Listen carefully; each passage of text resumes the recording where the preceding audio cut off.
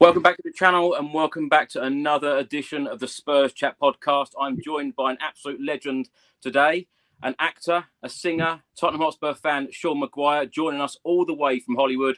Sean, absolute pleasure to have you here. And we were speaking off air. I didn't even know you were a Tottenham Hotspur fan. Otherwise, I would have invited you on this channel a couple of years ago. But first of all, how are you? I'm very well, mate. Thank you.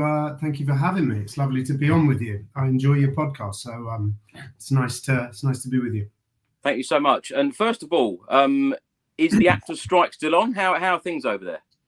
No, thankfully it just ended sort of just before Christmas, but it was not a good time for our industry. And obviously I follow the news from back home, and I see teachers strike and doctors strikes and rail workers strikes, and it's the same thing really. It's just the people at the top are trying to keep all of the money. They don't even want to share a 90-10 split. So it was tough, and it's going to be a little bit tough kind of coming out of that, because there's a bit of a reshuffling going on in the industry here. But we are sort of essentially kind of now back to work. So thank goodness that's all over now. Sean, let's get talking about Tottenham. How did you become a Tottenham fan? When did you become a Tottenham fan? Who got you into Tottenham? Well, my whole family in Ireland, most of them in sort of County Cowlin, and some of them in the northern, in Ballymena in Northern Ireland, all Spurs fans. We've got one or two renegades that, just to be difficult, have decided to. My cousin Eddie, who actually is a Spurs ticket season holder, but he's a Liverpool fan. So I'm shouting out to you, Eddie. Yeah, so now all the Spurs fans know you're not really one of us. But with the exception of one or two, all of my family are big Spurs fans. And what I think one of my earliest memories was, you asked me off air, how's my Spurs knowledge? The year that we won, before it was Champions League, when we won the European Cup, whatever that was called then, UEFA European Cup. Remember when, was it Ray Parks in goal who saved the penalty? And UEFA Cup 84, yeah. 84, okay. That was sort of one of my first memories of us as a family going, come on. And even my nana, God rest her soul, was jumping out of the chair.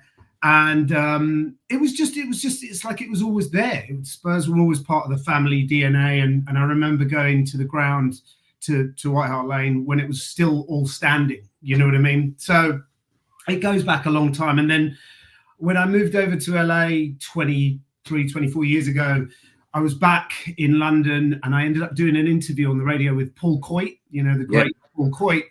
And he said, "You're a Spurs fan?" I said, "Yeah." And he goes, "Oh, you should come down and let me introduce you." And he introduced me to Mike Rollo. Did you ever meet Mike? Yeah. Legend at Spurs.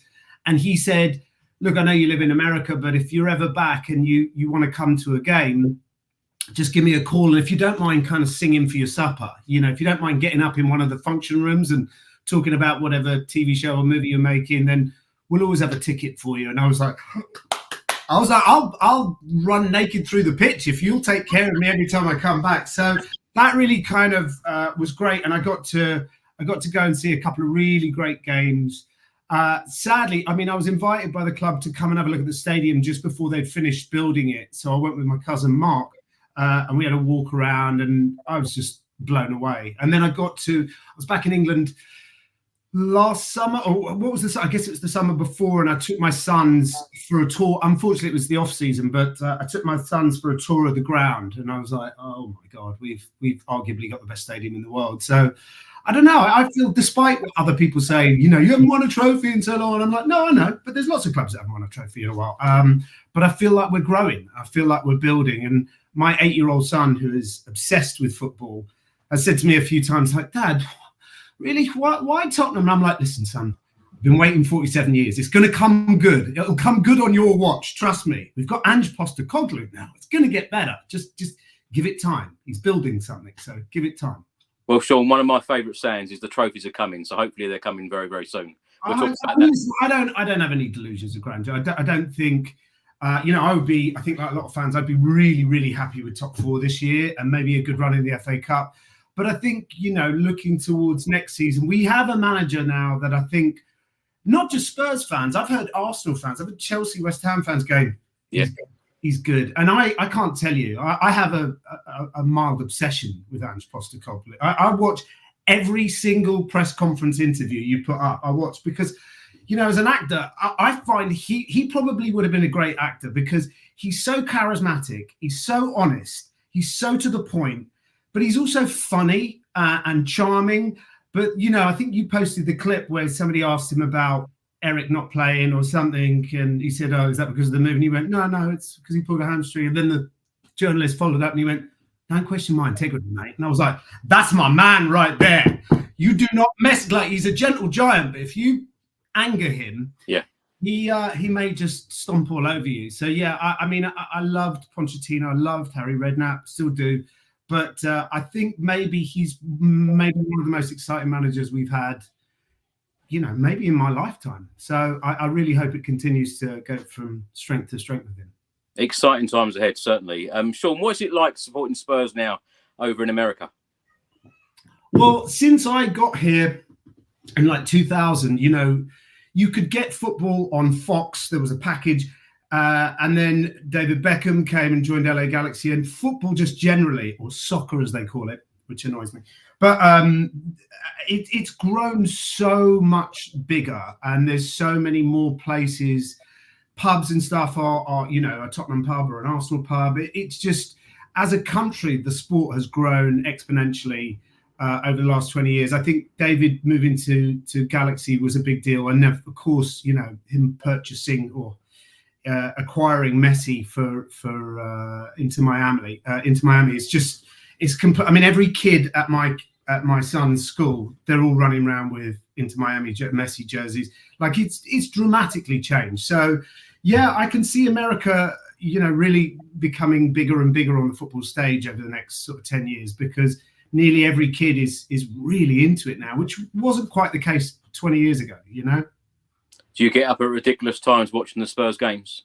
Well, I don't know if I said this to you on camera or off camera, but I've got so obsessive about it now, and I'm so invested that if it's like the Arsenal game and it's on at 4:30 in the morning, I purposely won't get up because I can't bear it. I like every play, every advance. I'm like, oh God, please just let it go in. Just let us get this. Because I can't bear. The whole weekend is a write-off for me after we've lost a big game. I mean, the Chelsea game earlier in the season, my brother Darren, who lives in a different state, was going to be in town. I said, great, we can watch the Chelsea game together. And for the first 11 minutes, we're like, and then it just turned.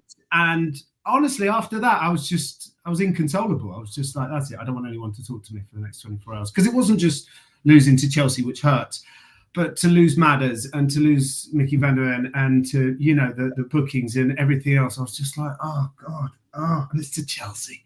That one really hurt. So I'm trying to manage my emotions now when I watch the game. I mean, the City game is going to be a tough one to watch, but we have a pretty good record against them. So who knows? Sean, I was over in America a couple of years ago and met up with the LA Spurs group, because, of course, there's groups all over the world. So the support for Tottenham is unbelievable. Have you ever met up with those guys, LA Spurs? Yeah, I have. Like I said, there's a pub near me that is now considered like a Spurs pub. So, you know, sometimes if I'm not working or if I'm not doing something with the kids, I'll try and go to the pub and watch it. But to be honest, I get so I get so emotional about it that if there's somebody in the pub going, I'm going to get myself in trouble. So a lot of the time, it's better that I just watch it in the safe confines of my home, and then I can shout and scream at the telly and stomp around my house if it doesn't go well. So I think for the bigger games, I always feel like if I go and watch it with a crowd of people, I'm going to jinx it. Like me going or not going is going to affect the result. But yeah, as I say, it as I get older, I should be more rational and calm about it. It's going the other way. I'm getting too emotionally invested in it. So yeah, a loss now is it. Before I'd be like, it's only football. Now I'm like, why, God, give us a win, you know? So yeah, I think I'm probably better off watching it at home. Sean, many people will know you from the early days. Grange Hill, 1988 to 1991. EastEnders in 1993. What are your favourite memories from working on those shows? And of course, in EastEnders, you played a footballer. How good were you? Not good.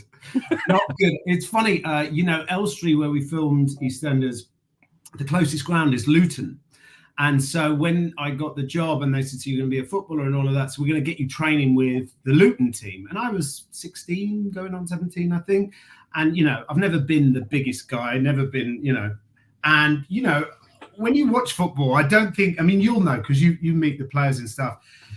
They're a lot bigger in real life. And when you're on a field, and I always thought, I'm not bad. I can kick a ball about. And then you go and play with like the reserve semi-pros. And these were young lads. These were sort of under 18s or something. I just felt like I was an Oompa Loompa running around. You know, they're just, I mean, I play regularly. I play five-a-side out here. I coach my son's team.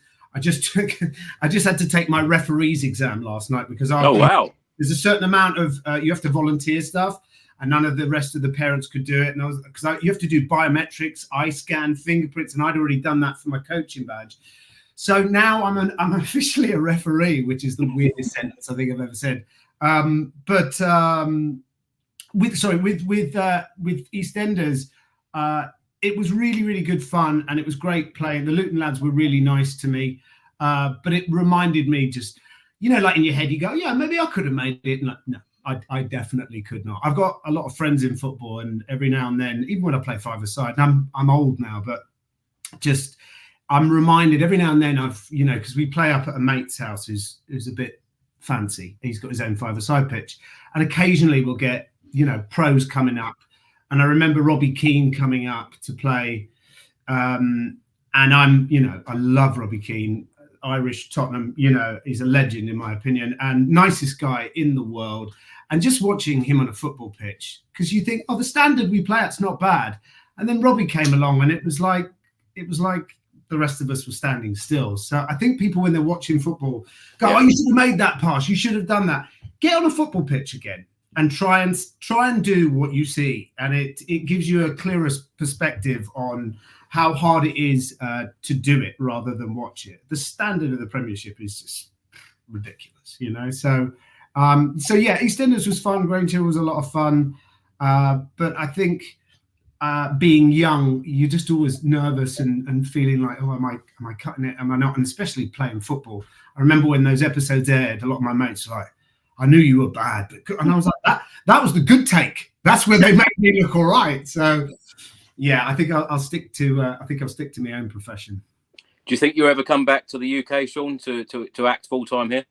Well, do you know what? I was going to sort of avoid talking about it, but there's a show that I've created that I'm developing, that I've written, that will be shot in the UK. So we're in a sort of development stage at the moment. But my hope is that this year I might be spending quite a bit more time in the UK, and obviously one of the reasons I'm excited about that, other than seeing friends and family and all of that stuff, is to get to a couple of games and to take my son Flynn, who's 8 now, and a pretty decent left-footed winger. The idea of taking him to the Spurs ground and watching a game is something that I'm genuinely really excited about. So yeah, I hope so. I hope a lot more of England in our near future. You're saving it for the Champions League in September, I know. Yeah. Sean, what players have you really enjoyed watching at Spurs over the years? Who's been your favourite? I mean, working backwards, obviously Harry Kane is iconic for our club, and towards the end, I felt like, you know what, you've given us so much. A player of his caliber does deserve to go and win trophies, and we're not quite there yet. So I was okay with Harry leaving, but huge fan of him as a player, as a leader, as a role model. All of that, I take that stuff really seriously. You know, when I see players ignore kids asking for an autograph, that really kind of winds me up. And I just think he was a great ambassador. But I was thinking about this, knowing that I was going to talk to you, and I was like, who is my favorite of all time? And of course, it's much easier to think about present players because we're watching them. But I honestly think Sonny might be my favorite player in the history of Spurs. I mean, my wife's granddad talks about when he became a Spurs fan, when he moved over from Ireland, he watched Jimmy Greaves get a hat trick. And that's what turned him onto a Spurs fan. And I think, you know, we forget how great Jimmy Greaves was and some of the great players of the past. But, you know, players like Ginola, Lineker, Gaza, Ozzy Ardiles, you know, Ricky Villa. I mean, we've seemed to always have one or two great legendary players, and then just not quite enough support to translate that into wins. But yeah, I mean, at the moment as well, I think, you know, the players that have come in, I mean, Maddison obviously has become an amazing asset for us. But Mickey van der Ven, again, I was just like, where this kid looks like he's Superboy or something. He's big, he's tall, he's so fast. But I really like the squad that we're building at the moment. It just looks like, I think, obviously we noticed as soon as we hit that period of injuries and suspensions and stuff, you can see we just don't have it in depth yet in the way that someone like a Man City or a Liverpool do. But I think it's coming. I think Pochettino and is it Fabrizio who's the sporting manager now? I forget. Did he get fired? I've lost track. But Fabio Paratici is still working on a consultancy basis because he was banned from doing his proper job. Right. Yeah. Well, the sport, whoever's sort of bringing in talent, I think that they seem like they so far are getting it really right. So that's why I sort of say I think next season, with a few more acquisitions and stuff, we could look like a pretty serious contender. But when you look at City and then they've missed Haaland for 9 games and they've won 8 out of 9, even without a superstar player like him. So it just shows you the quality they've got all over the pitch and backed up on the bench. So we definitely need a little bit more. We need a few more to swap like for like if we're really going to be contenders, I think.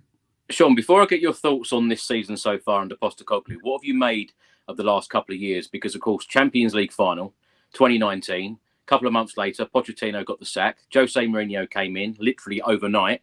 If someone went to bed early that night and then got up in the morning, Pochettino's suddenly there, then Jose's holding up the shirt. And then, of course, we went through Nuno Espirito Santo, Antonio Conte, and now, of course, we've got Ange. What have you made of the last couple of years? Because we'll talk about the last 6 months in a minute under Postecoglou, but, we did go through a pretty strange and difficult period. Yeah, I mean, look, I'm an optimist, eternal optimist. And I think when they let Pochettino go, that was one of the biggest disappointments I've felt because I loved him. I love a manager that has the love and respect of his players. And I think that Pochettino really... And we had a great squad then. And, he said in an interview, we have a lovely house now, but we have no furniture. Yeah. There's so many times where we were getting close and we just needed to spend that little bit more to get to that next level. And then they fired him. And, no disrespect to Jose Mourinho because the man is a legendary manager. And I actually I find his press conferences fascinating. I love his attitude. I think he's great value for money. And I felt for him losing his job at Roma, but the stats are what they are. But I just thought, no, not Jose. After the run he'd had at Man United, after the second spell at Chelsea, all of that, I just thought, no, wrong. It's just wrong. So, and then, I grew to like him a bit, but the results just weren't there. When they brought in Conte, I thought the exact same thing. I was like, look, we're going in the wrong direction here. And Conte, I tried really hard to like him. But I just felt like he was just a big crybaby. He was just a big complaining. Did you not think at the time when we appointed Jose or Conte, this is finally the time we're going to win something? No, I genuinely didn't. No, I genuinely didn't. I said, look, their record is their record. They're both world-class managers and have won something nearly everywhere they went. But I just felt, and again, I'm not encyclopedic enough to football to know, but I just thought, I don't think that's where we wanted to go. I think we were just trying to buy somebody's reputation rather than buying a really serious, fresh, inventive new game plan and getting back. Tottenham are best when they play on the front foot. They're best when they are an exciting, dynamic sort of team. Parking the bus just doesn't seem to be in our DNA.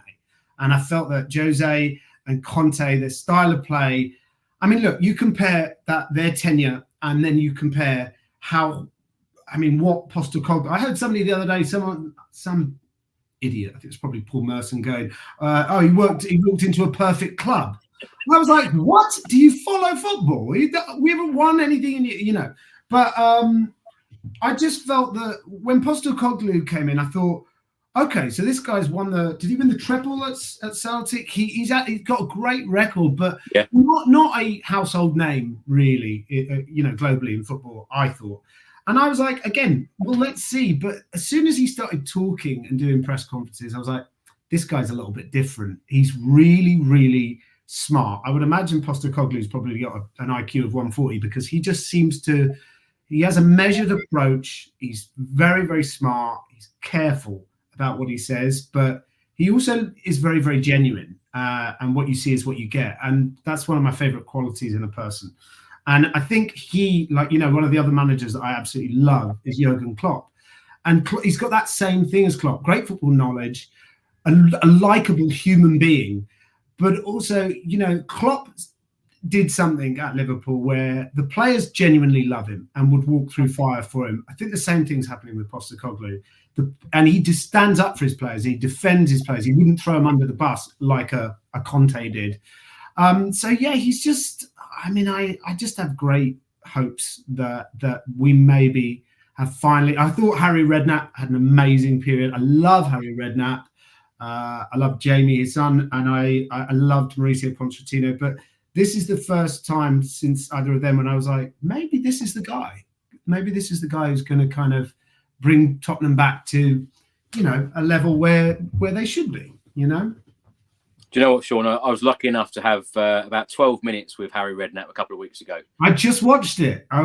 He was absolutely superb. And I'll tell you what, I could have sat there all day if I was allowed to talk to him about football. An incredible guy. What have you made of Spurs this season? Because I think many people expected it to be a transition. Postecoglou said recently that we're in the title race. We're only 5 points away from top spot. Champions League football is surely the aim. The FA Cup, of course, all of us want Spurs to win the FA Cup. It's been so long. But what have you made of the football? What have you made of what Postecoglou has brought to Tottenham? Well, I think the fact that, you have to take into account the fact that we lost arguably the best striker on the planet as he's walking in the door, which is an extraordinary blow for an incoming manager. But in a weird way, I think that has been the making of us because we were so reliant on Harry and we were so just give the ball to Harry and let him work a miracle. Yeah. Now it's sort of fallen to the team like every one of us has to do our job now. We can't rely on one guy. And, even with Sonny missing and Bentancur banging one in, or was it Basima? I can't remember who scored the other one the other night. But Richarlison. Was it? Sorry, who? Richarlison. Oh, it was Richarlison, yeah. And I just think I think that he as a manager and the style of football, the atmosphere at the club, the kind of way that he's going about his business makes me feel really, really optimistic. But I do think, look, we've waited, since, was it 1962, 1965, something like that. So, another year, I don't mind. Let him build what he's building. But I think eventually, the board or Daniel Levy, just give him the money just to see if the funds are there, can we have a real shot? I'm hoping top four this year, but maybe next season we really could have a good run. So, as I say, I'm an optimist. I'm really, really hopeful, but I also don't expect Rome to be built in a day. We've got to give him some time. I think this season so far, obviously that first run of, was it 10 games? Yeah. Looked absolutely incredible. And then that Chelsea game, everything seemed to change. But I think what's more important to take note of is the fact that even though we lost, we didn't win in 5, but we lost sort of 3 in a row and all of that. But then even with some key personnel missing, we've pushed ourselves over the line and got a result. So I keep thinking when Madders is back fully fit, when Van der Ven's fully fit, Bentancur is fully fit, and then, Brendan Johnson's still kind of learning his role in the club and everything, but I think he's a great young player. Sonny comes back from the Asian Cup. Timo Werner, if any manager can get that guy back to the form he was in at Leipzig or something like that, I think Ange is our guy. So you start to think, when we've got a fit squad, I think we could give literally anybody a run for their money. But I think you've got to keep building, and you've got to keep, he's swapping out a lot of people that he doesn't see in their plans, which I think is a good idea. But you've got to let him put his own stamp on the club. He's got to get rid of the people that aren't playing the football he wants, and you've got to bring in people that are really, is it Radu? Radu Dragusin. Yeah, he obviously was like, I want that guy, and I think I can work with Timo Werner, and I think, this is the thing, letting the manager really buy what he thinks he needs to strengthen the squad, as opposed to just telling him this is who you're having. So I think if Ange gets, I mean, look, the results he's had have been incredible. And I think when you listen to other people in football, you know, the likes of Gary Neville or whoever going, Tottenham are looking different, you know? I mean, maybe he's just deflecting from how bad Man United are, but I do think he's speaking the truth. And obviously Arsenal look very good this year, but I don't know. I still fancy us more than them. And they're a bit, you know, they've let Mikel Arteta go further down the road. They gave him time, and he's proven that was the right thing to do. But it'll be interesting. The derby this year will be another one that I'll probably be watching it behind a pillow. But on our day with our full squad, I genuinely fancy our chances against anyone. I completely agree. With what Spurs have done in the transfer window so far, Sean, I know you mentioned Daniel Levy earlier about backing the manager and spending money. When we have spent big money, like Tanguy Ndombele, it hasn't worked out. The recruitment has been poor. I think, you know, a lot of Spurs fans will agree that the recruitment has been poor in recent years. And even under Pochettino, we didn't spend a penny in multiple transfer windows for 518 days, it was. Of course, we signed players like Jed Spence. Antonio Conte called them club signings. Yeah. There does seem to be a big difference to what we're doing now in the transfer windows under Postecoglou. Like the summer one, an exceptional window in my eyes. This window, Spurs are one of the only Premier League clubs to be getting business done. And I know FFP has a lot to do with that with Premier League clubs. But what do you think, who else do you think that Spurs need in this transfer window? Perhaps a midfielder? Do you think that might happen? I mean, look, you mentioned Dembele before, and it's funny because I think to the casual watcher of football, he didn't really have that much impact. But when you listen to other players talk about him, ex-Spurs players, other players, they're like, he's one of the best footballers I've ever been on a pitch with. It just sometimes I think that doesn't always transfer to results. But, you know, there's so many different reasons to why a signing works or doesn't work.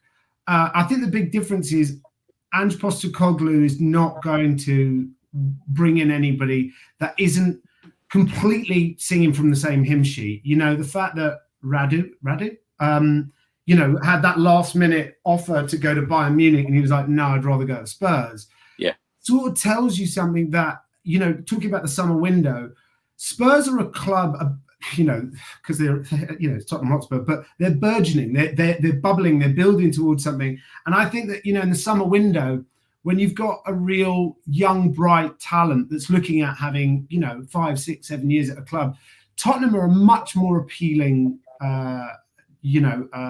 venue to go to now than some of our other rivals. Do you know what I mean? And so it's not just about the money, it's about a player going, who's got the philosophy and who's got the kind of energy and the vibe that, I mean, Tottenham just seems like an exciting place. The players seem to be really loving each other. There's a great bond.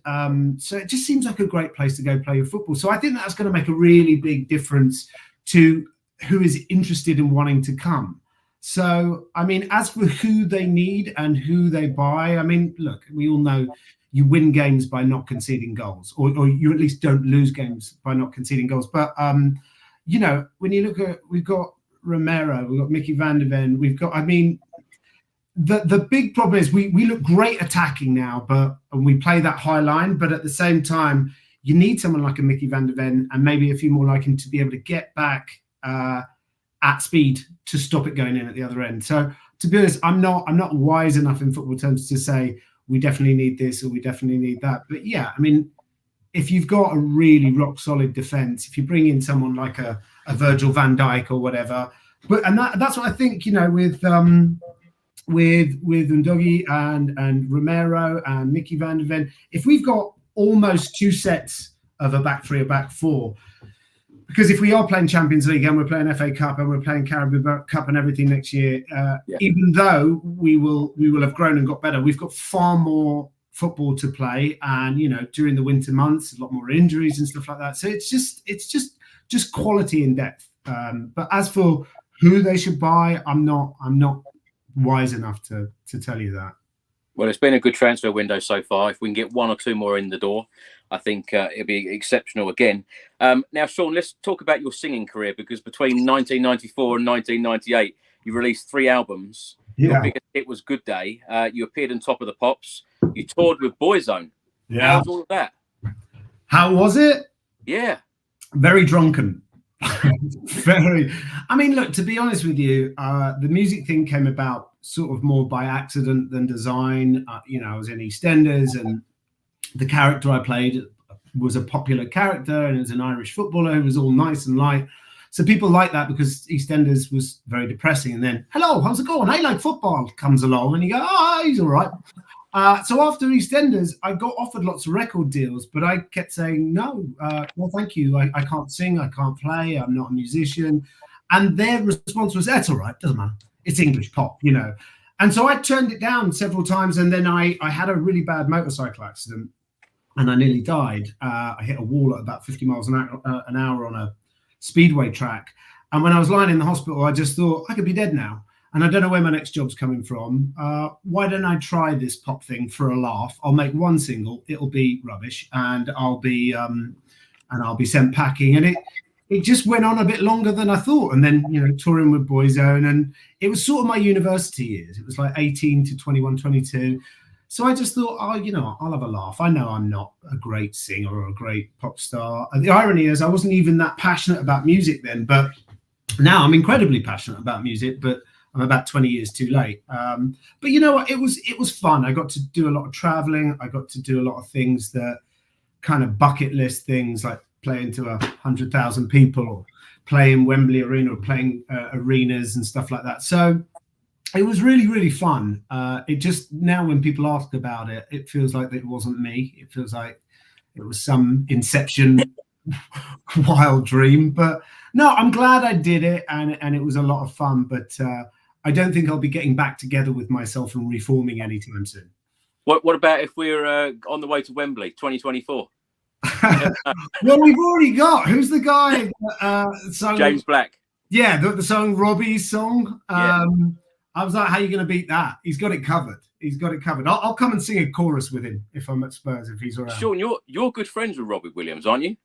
Yeah, we were really, really tight. We've kind of lost touch a little bit, because he moved back to England, and then he's back and forth. And then I got married and had kids, and he got married and had kids. But Robbie used to be one of the mates.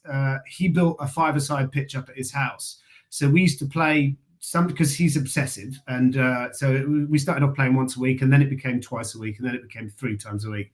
And then I was like, I'm playing more football than the reserves at the moment. But that was great. And it was a great way, because, any bands or any people over from England, a lot of actors and stuff come up, and it was just great fun. It was really, really, really fun. So yeah, really grateful to Rob for kind of helping us build a little bit of a football community. And of course, when he sold his house and moved, Sean Stewart, so Rod Stewart's son, was like, well, my dad's got a pitch. And we were like, come on then, let's go to Rod Stewart's.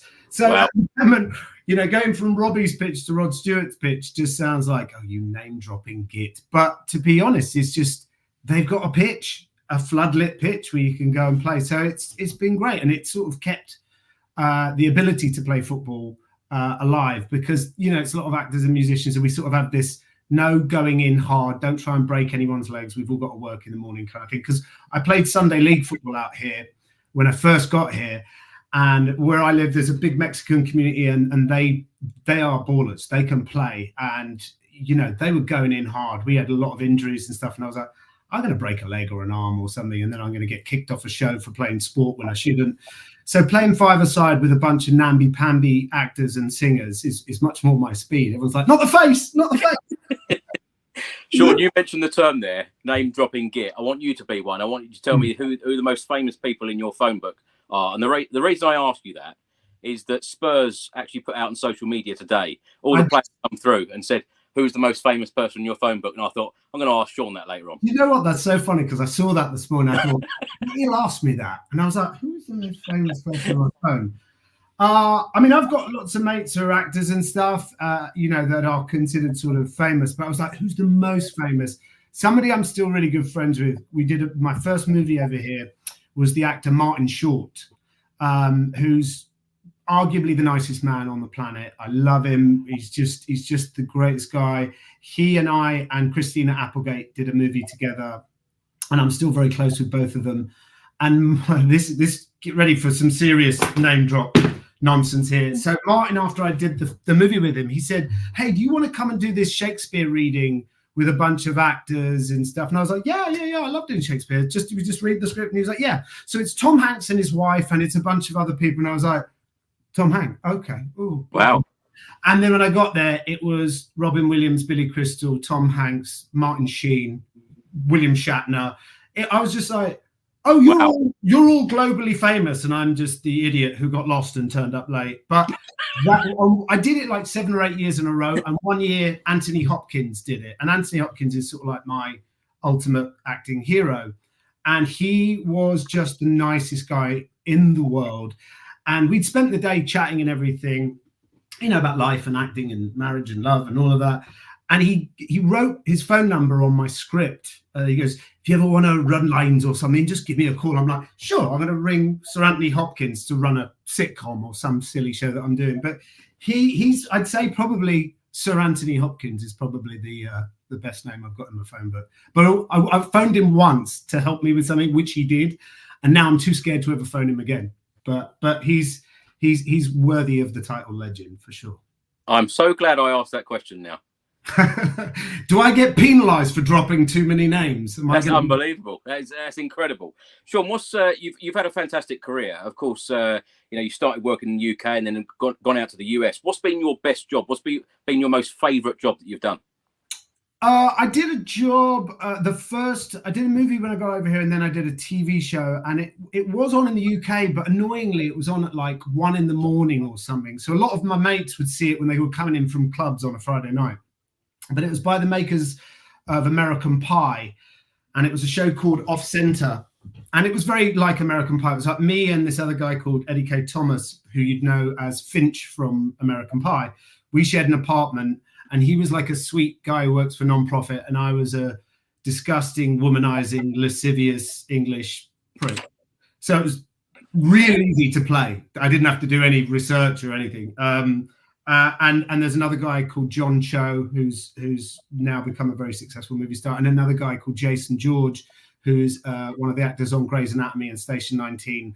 And those 3 guys to this day are like my 3 best mates that I've made over here. So, and that show was we just laughed all day. Turn up, laugh all day, and go home. I mean, it didn't get any better than that. So that was probably the most fun job.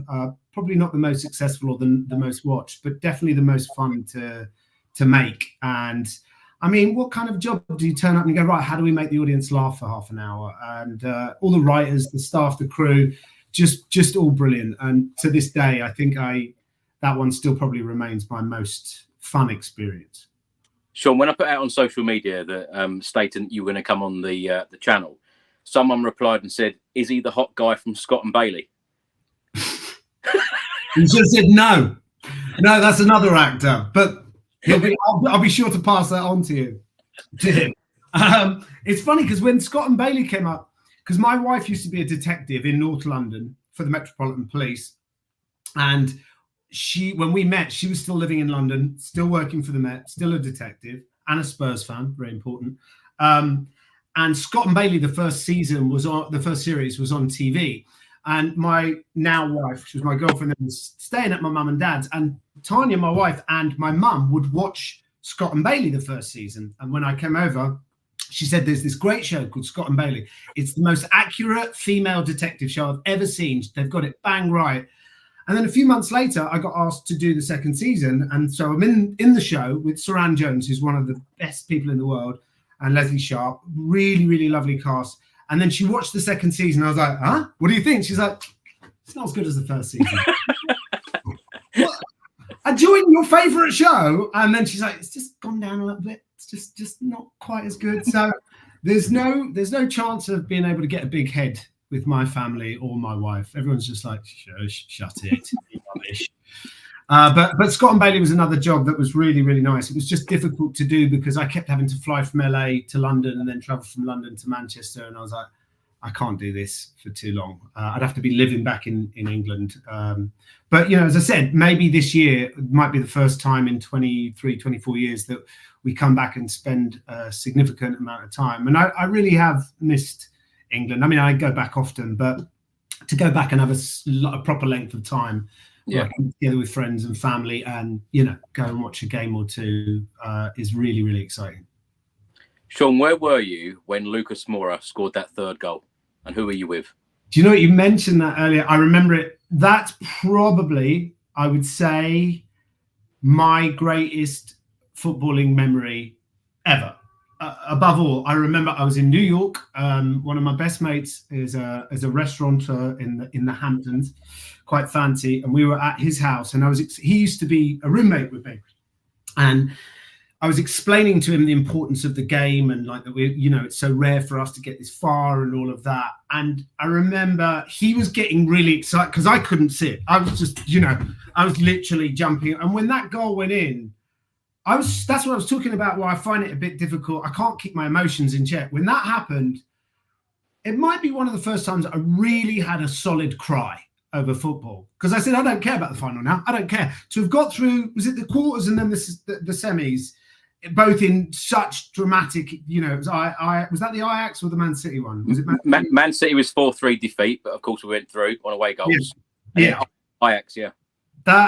Those two back to back, I sort of peaked. I was just like, all right, I could walk away from football now and never see another ball kick, because I just thought it's never going to get any better than that. I mean, obviously, I don't know what it's like to win a Champions League, or it's been a long time since we won the FA Cup, and I've never seen us win the league.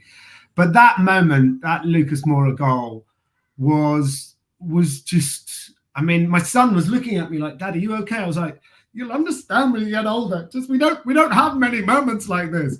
It was just so fantastic. And I thought, okay, so maybe, this is not our year when we lost that terrible, boring, rubbish final to Liverpool. I thought, but it's a sign of things to come. We're getting up there. And then, of course, it fell right back down again. But as I say, I'm really hopeful that, that we put in a good show. I think we've got a tough run of games at the end, haven't we? We got like 4 or 5. I looked at the fixtures the other day and I was like, we've got a good period where we should do well. But I'm hoping all of our squad come back. We're stronger. Everybody's fit, or at least most are fit. I feel like top 4 is really achievable this year. We just have to see how Aston Villa do. We have to see how Arsenal and Liverpool do, and see if United can get out of the mess they're in. But I'm not too worried about United at the moment. I shouldn't say that out loud, but I feel like top 4 is really achievable. And then it's a question of, we've got Champions League. Who do you entice to come in the summer? Who do you get rid of? And I, like I said, I've got real great faith that Ange is going to pick the kind of players that he wants to build, the kind of squad that he wants. And I think it's a really exciting time. I think we've the best is yet to come. Sean, you've already spoken about our new stadium. Incredible place. What did you? What's your favourite memories of the old stadium, White Hart Lane, and perhaps the best goal you've ever seen live? Oh God, that's a good question. Well, do you know, funny, one of the ones that's more recent is, do you remember while we had that period where we were in Wembley for a while? Yeah. I took my wife's granddad to the Tottenham Real Madrid game where Ronaldo was playing. We won 3-1 that night. That was, I mean, I know that wasn't in White Hart Lane, but that was, I've just remembered something. That was one of my favourite memories because I got to share that with my granddad, her granddad, who's a real Tottenham fan. And that was really special. But do you know what? One of the things that I remember, it's bizarre, that two things that are a bit silly that stand out, and they weren't goals. It was like what it means to be at White Hart Lane and what it means to be surrounded by Tottenham fans. And there was, do you remember, was it just, who was the keeper that we had had the long hair? It wasn't Justin Edmund. I can't remember his name now. How long ago are we talking? 50. Ian Walker? Yes. He was the one with the long kind of hair down to here. Was it? Yeah. Walker? Justin Edinburgh was he was a defender. He was bouncing the ball, and then he did this with his hair, and then he's bouncing the ball again. And some fan right behind me just shouted, "Don't worry, darling, your hair's fine." And I just remember just laughing hysterically because I was like, you know, in America there just isn't that. Just not that same sense of humour and banter. He posed in magazines with either nothing on or very little on. That's probably why he got that banter. Yeah, fair play to him, but he wasn't the best keeper in the world. And there was another, and my cousin Mark will remember this. We were just leaving the ground and we lost. I forget who we were playing. And there's a guy in front of me, it's all packed. We're out, the old stand where police horses and all of that, throngs of people, and everyone's coming out, annoyed, angry. Well, we should have done this, we should have done that. And there's a guy in front of me, and he comes face to face with a police horse and tries to go left, and tries to go right. And then he's like, got a horse? And I was like, it's not the horse's fault we lost. Come on, man. So, there's been great moments and great goals, but it's that feeling, it's that energy of being, because, here I feel so far away from Tottenham. And when I meet Tottenham fans, I'm like, hey, we should hang out. We should be friends. But going back there and just being around your fellow fans and especially seeing that run at the beginning of the season, those first two games, seeing the fans all singing, like all my mates send me videos of stuff. And I'm just like, come on. So I feel like we're poised. We're ready for a new chapter. And God, it's going to feel so good. Just I don't care what trophy it is. I mean, preferably FA Champions League or something. Because if we win the Carabao Cup, someone will go, yeah, that's not a real trophy. Yeah, it doesn't really count. Whatever we do, people are going to say. People just love the fact that we haven't had a trophy for a while. And I just think it's coming. I genuinely think it is coming. So that will be really nice to finally go, should we stop that now? Just let it go. Sean, I think I worked it out correctly that you were 15 the last time we won the FA Cup in 1991. That's right. I remember that against Forest, right? Yeah. It looks like Angie's going to go strong in this competition. We've got Manchester City coming up, of course, in the fourth round. How are you feeling ahead of that game? Well, when I saw the draw, because obviously my lads all on WhatsApp, that, oh, yeah, you're going to rub it. Yeah, well, we will. And, it's not a guess. I mean, Manchester City are, I suppose you could say, the best, team in the world at the moment. So, of course, that's a frightening prospect. But our record against them, I would say that they were probably more bothered about that than us. They're probably like, oh, not Tottenham. They always seem to get some kind of result against us. So, of course, it's going to be hard. It's going to be no cakewalk. But I think you're absolutely right. Sorry, I'm plugging in my computer. I think if we get through Man City, because they are Man City, if we win that, then I think we would start to think, okay, this is, we've got one hand on the cup here. But it's the FA Cup. Anything can happen. So I'm not presuming anything, but that's going to be a hell of a game. Especially, do we know if Madders is going to be back in time for that? Hopefully, yeah. But also would be his first game back. So, how match fit is he? Mickey van der Ven, playing, but not 90 minutes fit. So I don't know. I mean, they've got Haaland missing, but they've got De Bruyne back. I mean, City are, even with injuries, they're still terrifying. They can hurt you from anywhere. So, yeah, I like I said, I'm an optimist. I believe. Is our first leg there? Is it just one leg? No, it's just one game, but it could go to a replay if it was a draw. But are we at home? We're at home. I fancy us. And the record, Sean, it might put a smile on your face. The record of Manchester City coming to the Tottenham Hotspur Stadium, played 5, lost 5, scored 0. They've scored 0. I think I saw that on yours or another Tottenham thing, and I was like, oh, I like that. So I think, the players will be aware of that. But I think Ange will set them up well.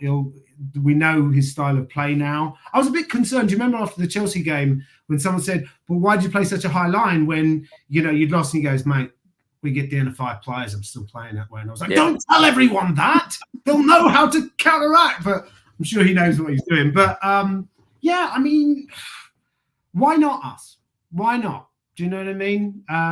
They will be aware of their recent record, and they will have a respectful kind of view of us and not think that this is going to be a cakewalk. But as I say, I think if we win that, the belief that this cup could be ours grows exponentially. You know what I mean? And as I say, as we start to bring back players from fitness and suspension and Asian Cup and things like that, I think we're going to start to look like a worrying opposition for anybody. So we'll see. What an incredible season it would be, top 4 in an FA Cup.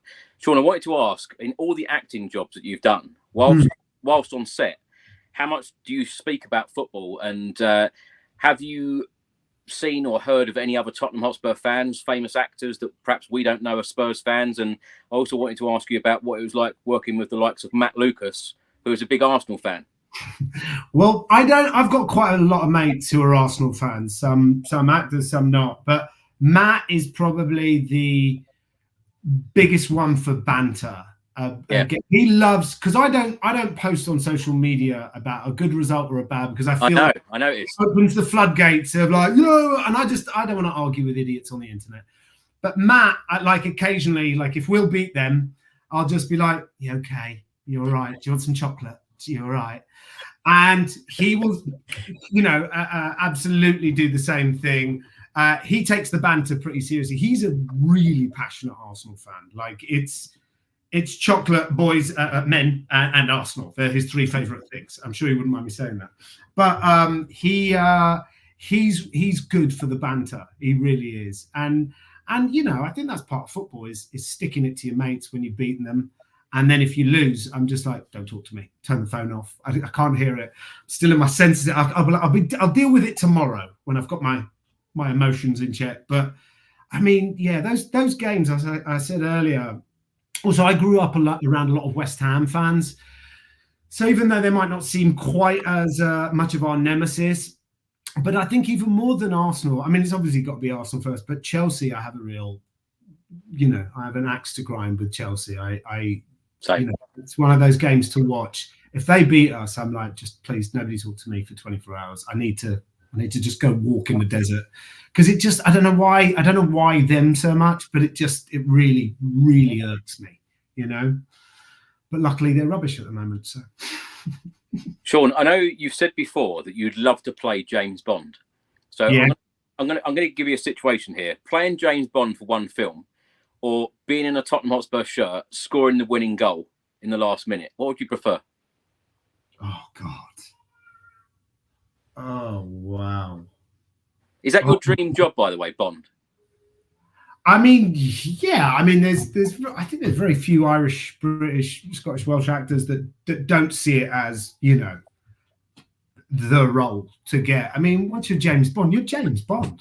You walk in anywhere, everyone goes, oh, it's James Bond. Do you know what I mean? But the thing is, the fame level that comes with playing Bond, I think, because I had a touch of being quite well known for a period during the EastEnders and the music theatre. Now, when you're a young actor, you think, I really want to be successful. I really want to be famous. And then when you actually get famous, you realise this is not what you think it is. And, my mates are working class lads. We go to the pub. I don't go to fancy showbizy places. I go to the pub with my mates and stuff like that. And, at the height of that being recognisable, the amount of times I got hit in the face, the back of the head, you know what I mean? You're like, it's just not worth it. I mean, I've hung out with David Beckham a little bit and Robbie Williams a little bit, and you just see the level of fame that they're at. It's kind of unmanageable. So I think being Bond, and also I think Daniel Craig was so good as Bond. I don't envy whoever's trying to go next, because I think it's going to be a tough one to fill. So for that reason, I mean, to score a winning goal in a Tottenham shirt, I mean, that's it. That's it.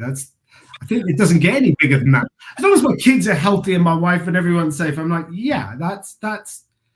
I mean, even I went on the pitch. Paul Coit interviewed me on the pitch at White Hart Lane, and just standing on the pitch, I was like, I'm on the pitch. Now, I know you've done it a few times, but as somebody who loves and is passionate about football and plays on, once a week, twice a week, to stand on that pitch and look out at the fans and everything, it was incredible.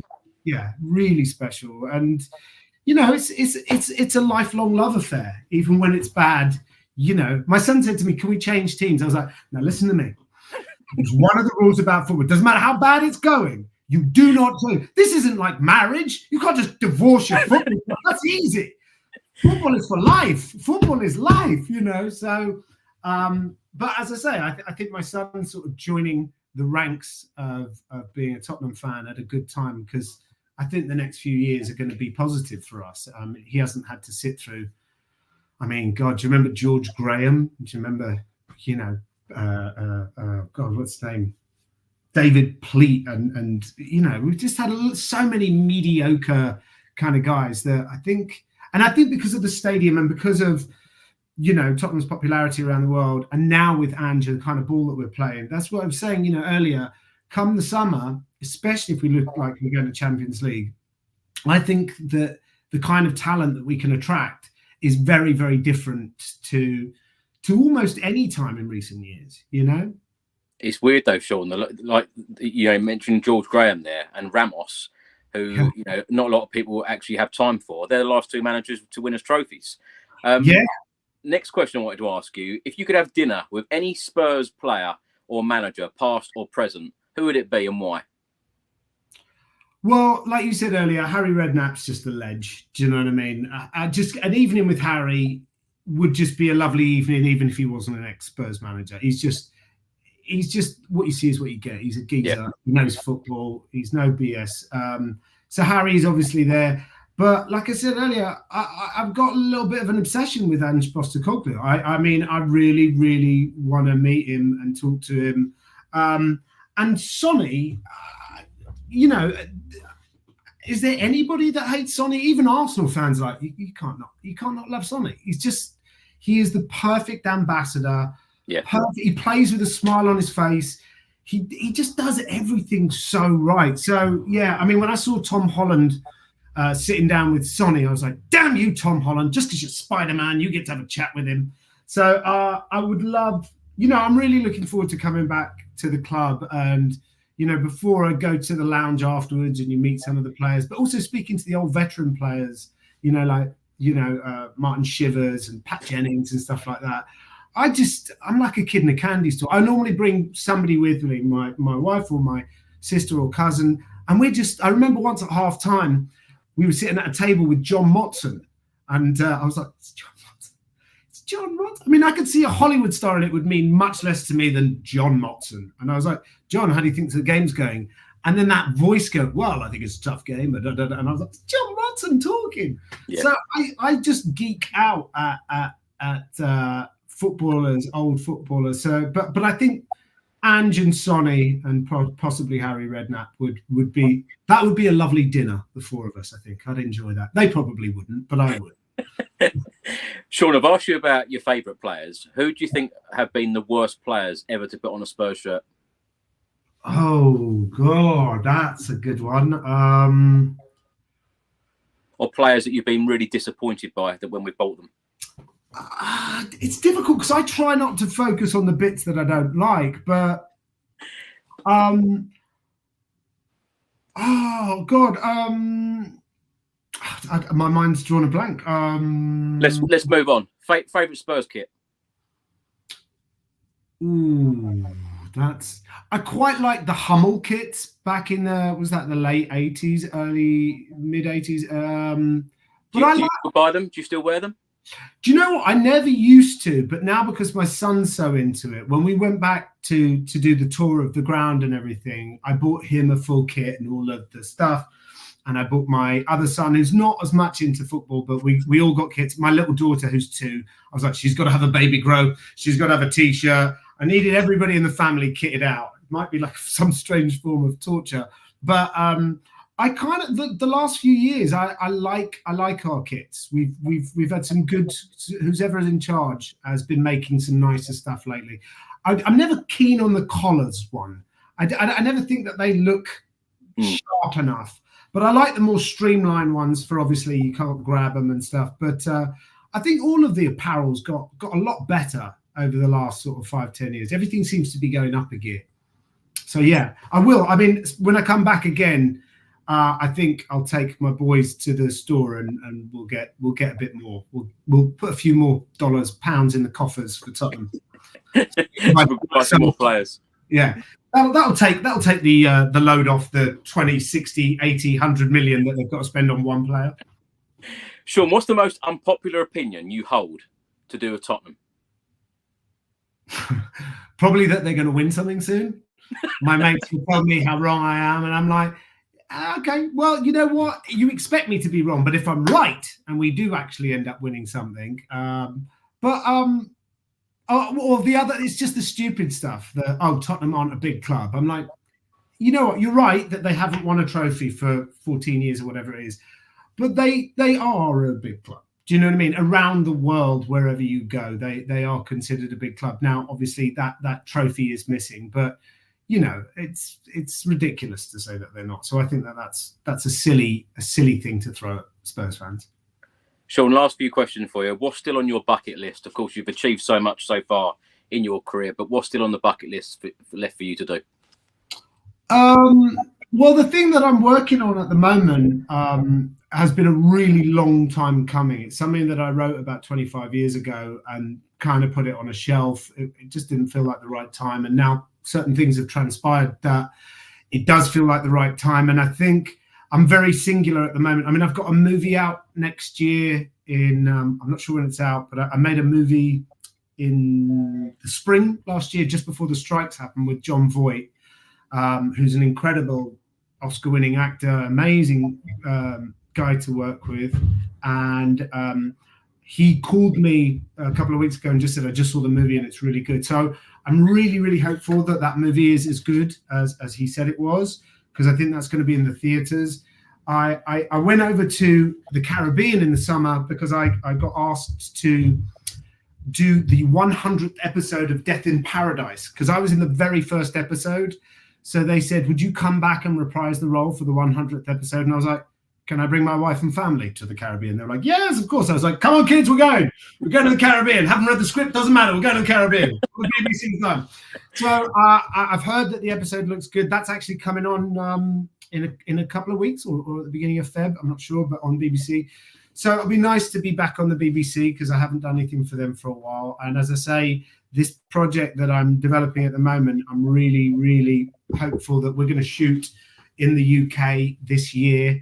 And I hope it's out, towards the end of the year. And that one's really personal. It's, I've written it, I'm producing it, I'm starring in it. And so I don't know if I'll have ever had so much investment in something as I will this.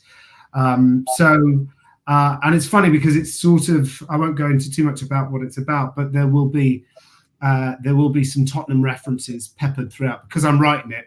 Love it. There's definitely going to be some old Tottenham posters up around the place. So yeah, and I'm really, really looking forward to coming back and seeing a game in the new stadium, because to walk around it was just magic. But when you go there, you're like, come on now, let's see the game. So I hope before the end of this season, I'm talking to you in person. Absolutely, it'll be a pleasure. Sean, you've set up the Players Conservatory, a virtual and in-person school for acting, creative writing, and songwriting. Tell us a little bit about that. Well, I come from a family of teachers. My family teach Irish dancing, and all of them are in river dance and all of that sort of thing. And so teaching is sort of in our blood. And when the pandemic happened, and we all kind of realized nobody's kind of going anywhere for a minute, I just thought, this is going to go on for a long time. And I have great difficulty in sitting around doing nothing. I can't. It's not good for me mentally. And so I thought, maybe I'll start a little online thing, because I've been asked for years. A lot of people are like, how do you get into it? My kids really want to do it, but it's really difficult to answer. There's no clear cut thing. Like with football, you'd say play as often as possible, try and get seen by coaches, try and join an academy. But with acting, there's no one clear path. But learning the craft is something that is vital to do. So I thought, I'll try this just to entertain me and maybe give some opportunities to people to sort of help them get started. And it just kind of really took off, and it's been great. And we're sort of 3 years old now, and it's a lovely thing for me to be able to do. I mean, I can do it from right here. I don't have to travel anywhere. We've had probably about 5 or 6 actors now find agents, book their first jobs, join drama school. And, I love what I do with so much passion. And I know it's like somebody who loves football and really wants to play. It's that singular focus. And when I meet young people that want to act, it's a wonderful feeling being able to try and help them get where they're going. And to see people succeed has been, I didn't really ever think of it that far, but having a few actors get their first jobs has been, I think it's a benevolent art form. You're supposed to leave the ladder down for the next people to climb up. It's not an I'm all right, Jack kind of industry, despite what people might think. And so that's just been an amazing thing. And working with whether it's adults or kids, and we have people that are differently abled, that have never had the confidence because they're autistic or because they have cerebral palsy or anything like that. Giving them an opportunity to find their community and seeing them, build a group, a little sorority or fraternity of friends, has been one of the great surprises of the last few years. And it's all born out of a horrible time when we were all enduring the pandemic. So, yeah, the Players Conservatory, if anybody has kids or somebody they know is want to be an actor, but they've never known where to go, just look us up on the Players Conservatory and we'll help you find your way. Fantastic. Sean, last question for you. What's the one question you always want to be asked in an interview, but no one ever asks? Oh, God, that's a good question. I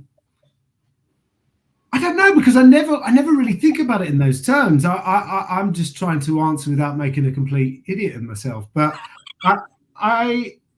Is this your first ever podcast on Tottenham? Yes, it is. That's why I was having banter with my brothers and my cousins. They're like, but whenever you talk about football, you sound like an idiot. And I was like, well, you also sound like an idiot. None of us are professionals here. But yeah, this is my first one. So if my brothers and cousins, as soon as I get off the interview, I'm sure I'll have, you knob, you idiot. You'll have feedback. Yeah, of course. They'll be like, how could you not think of the players we hate? And they will list 10 players. And I'll go, oh, God, yeah, why didn't I think of him? But it's hard, point blank. But the question I've never been asked that I'd like to be asked is,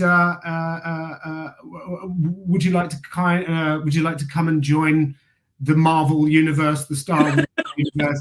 Anything that gives me like 3 movies to shoot over the next 6 years, I'll be like, great. Now I know what I'm doing for the next 6 years. But yeah, I think the question you want to be asked is, come and join a show, not in an interview, obviously, but come and join a show like Succession or something like that. I think that's my aspirations for where I want to go. And that show's finished now. But I don't know. I'll have to think about that. And then when I see you in person at Tottenham, I'll go, this is the question I need to be asked. Well, Sean, hopefully you'll come back on the Spurs Chat podcast. It's been an absolute pleasure having you on. I'll tell you what, when I did some research on you for this show, I wrote so many questions, and I feel like we've only just touched on your acting career, and there's so much more to talk about Spurs. So honestly, it's so much more fun for me to talk about Tottenham than me. It's much more. I think it's much more interesting for your viewer as well. Your viewers, I should say, not just one of them.